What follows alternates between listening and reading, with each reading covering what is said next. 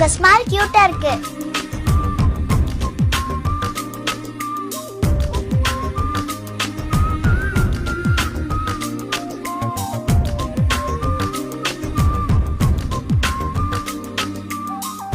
இப்பதான் தெரியுது உங்களுடைய எப்படி பிரச்சாரம் எப்படி பண்றீங்கன்னு.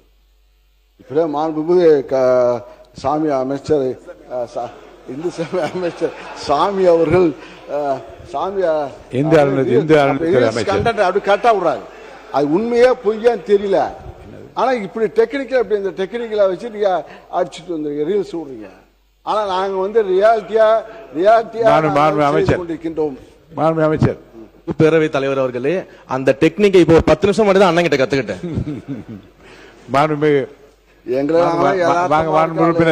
10:29 நம்ம ஆரம்பிச்சோம். நல்ல சுவையான குறுக்கீடுகளும் தேவையற்ற குறுக்கீடு 2 இருந்தது.